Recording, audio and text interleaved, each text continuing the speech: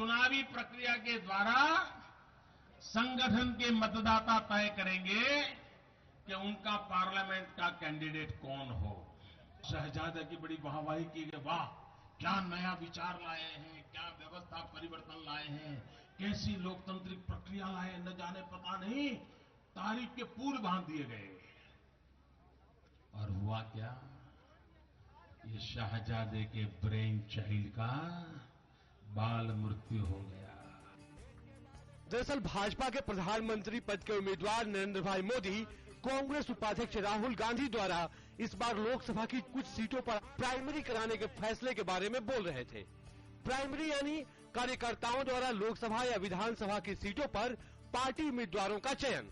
अभी तक सभी दलों में उम्मीदवारों का चयन दिल्ली या राज्यों की राजधानी में होता रहा है।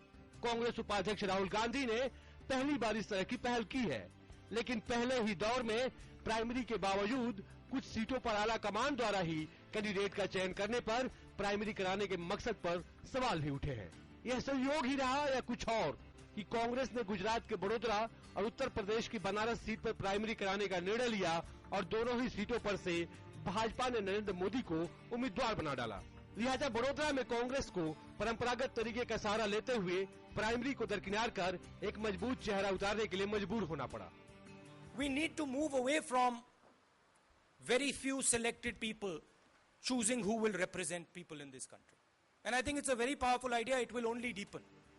कांग्रेस के अंदर भी पुराने और वरिष्ठ नेताओं की तरफ से प्राइमरी पर सवाल खड़े किए गए थे।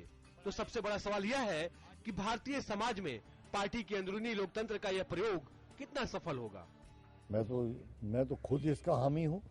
मैंने तो खुद कहा कि कोई भी टिकट जो पार्टी के कार्यकर्ता, ब्लॉक कांग्रेस कमेटी, जिला कांग्रेस कमेटी और पदाधिकारी हैं, उनकी राय लेके होना चाहिए। मैं तो इसका हामी हूँ। हालांकि कांग्रेस का दावा है कि कई सीटों पर प्राइमरी की वजह से पार्टी को नए नेतृत्व को उभारने में मदद मिली, तो कई जगहों पर इस वजह से पार्टी कार्यकर्ता एकजुट हुए हैं। राहुल जी के प्रति, लीडरशिप के प्रति जो एक भरोसा पैदा हुआ कि नहीं, जो सबसे बड़ी बात, कोई भी राजनीतिक दल जो जूझता है जिस बात से कि आम कार्यकर्ता की बात को नहीं सुना जाता, उस चीज को आज राहुल गांधी जी ने न सिर्फ समझा है, समझकर उसका समाधान की ओर है। राहुल को भी पता है कि ये प्राइमरी 15 जो है, इसमें 15 में से 12 खराब हो सकते हैं, 3 तो कहीं रिजल्ट दे जाएंगे, उसी 3 को स्टडी करने चाहिए। मुझे लगता है आज का जो यूथ है, जो नए नए परिवर्तन है, उसे हम एक्सेप्ट क्यों नहीं कर सकते। एक बात तो तय है कि इस तरह के प्रयासों ने कांग्रेस के अंदर जमीनी स्तर के कार्यकर्ताओं को पार्टी में ऊपर के स्तर तक पहुंचने की एक उम्मीद तो जगा ही दी है। कांग्रेस के शीर्ष नेतृत्व पर हमेशा से वंशवाद की राजनीति के आरोप लगते रहे हैं, लेकिन जिस तरह से राहुल गांधी ने प्रत्याशियों के चयन में प्राइमरी की व्यवस्था शुरू की, उससे देखकर ये लगता है कि कांग्रेस एक कदम आगे बढ़कर अब राजनीति में आम लोगों की भागीदारी सुनिश्चित करना चाहती है। अब देखने वाली बात यह होगी कि राहुल गांधी इस प्रक्रिया को कितना आगे बढ़ाते हैं और यही राजनीतिक दलों के लिए एक मिसाल साबित होगा। कैमरामैन सुरिंदर के साथ अजय विक्रम सिंह, डीडी न्यूज, दिल्ली।